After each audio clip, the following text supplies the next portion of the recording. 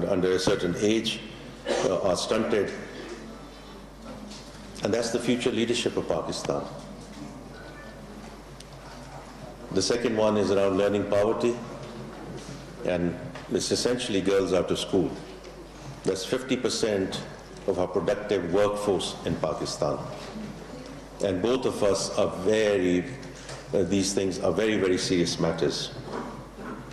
Coming to climate change, I'm sure the Minister is going to go into much more detail with respect to how he's leading the charge since the time he's assumed office. But decarbonization, I just got back from Lahore last night. We know how the indices are being tracked, but the reality is, again, that is not sustainable. And the climate resiliency bit, where everyone talks about that we have to move on to the adaptation path. It's less about emission, it's more about adaptation. Now, both of these are critical. And therefore, from my perspective and from my ministry's perspective, we see ourselves providing assistance, support, any way we can to the Minister of Climate Change and Minister of Health. That's our role. That's our role. Because, you know, when I went to Washington, as soon as I assumed the role for the IMF World Bank spring meetings, for the first time I joined the meeting of the Coalition of Finance Ministers on Climate Change. And for a little while I wondered why I'm there. They were very quick to figure out, and then over the last 18 months, I'm convinced that if the finance ministers don't play their role in taking these things mainstream, making them part of budgets, making them part of resource allocation, this is not going to go where we think and where we need this to go. Dr. Zebazata, your report that you just mentioned, it's commendable that it's 3 years of research and therefore data-driven. And therefore, in the 6 domains, what you have given us is actionable MIS, because there's MIS, and then what do you do with that MIS? And therefore, the kind of granularity that's been provided is, I think, very, very important. That's one aspect of it. And the second aspect of it is highlighting the interlinkages, the multiplier factor from what I have read in terms of how these two aspects reinforce each other. Actually, in Pakistan's case, negatively, whether it's the population momentum or where we are in terms of climate change. Now, some of the aspects that you have brought out in terms of providing insights into the geographical divide, the vulnerable districts, which are overwhelmingly concentrated in Balochistan, followed by Khyber Pakhtunkhwa, and therefore the critical overlap that the populations which are already struggling in terms of whether it's poverty, infrastructure, limited services, what I would call social vulnerabilities, are the ones which end up being exposed mostly to climate shocks through drought, extreme temperature rises, or floods.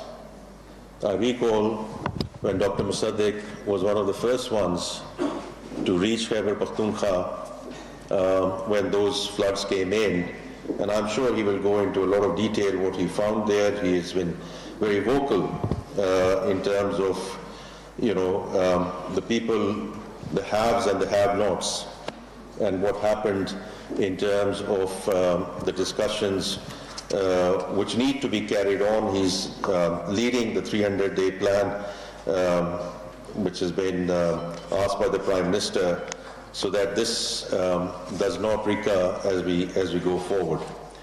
But again, this has a Yeah, there are various empirical studies. I mean, while we talk about that Pakistan is not a big emission creator, but the reality is empirical studies show that a certain percentage decrease in population does lead to a certain decrease in emissions in Pakistan. And therefore there is a certain level of correlation from that perspective as well. Now, one aspect which I do want to bring it to your attention, to the Population Council, where I would like to request if there can be further research done there, that over a period of time we have seen rural migrants who have been moving to the urban and peri-urban centers seeking opportunity, and rightly so. What they do end up, and what we have seen, is them being in informal settlements, or what we call kachi abadis. And that's where these kachi abadis, we have seen inadequate water, sanitation, hygiene infrastructure, which in turn leads to poor nourishment, and in turn brings the whole child stunting discussion back into the equation.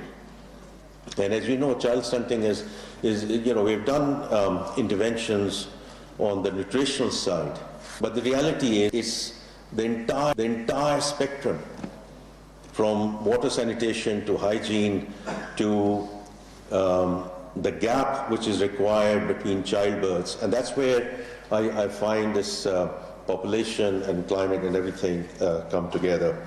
So I do would like to request that in terms of the urban vulnerable, if I can call it that, if the Population Council can also give a little bit of time and attention to that. So the two takeaways from my perspective: one, recognizing the interdependence of the two challenges. One feeds the other, population and climate change. And the other is around equity and resource reform and resource allocation, where, as we go forward, to incorporate the backwardness and vulnerability as defined by DVIP into the resource allocation framework as we move forward. With that, I would like to again thank the organizers. Thank you, Dr. Zeba Sattar, for leading the charge, for getting this report through the finishing line and providing us once again actionable MIS. And in that journey, you had mentioned FCDO. So I do want to acknowledge, because FCDO and the UK government has been helping us in many ways around our revenue mobilization, around overall the remit program, but your role and support and assistance here is highly valued. So once again, my deep appreciation to the UK government, to the High Commissioner, who has helped us in many ways. I wish you all the very best for the rest of the conference. I know you have a panel discussion as well, and I look forward to hearing back in terms of any further recommendations which might come through that panel. Thank you again, and all the very best. वज़ीर ख़ज़ाना मोहम्मद औरंगज़ेब इस्लामाबाद में तकरीब से खिताब कर रहे थे।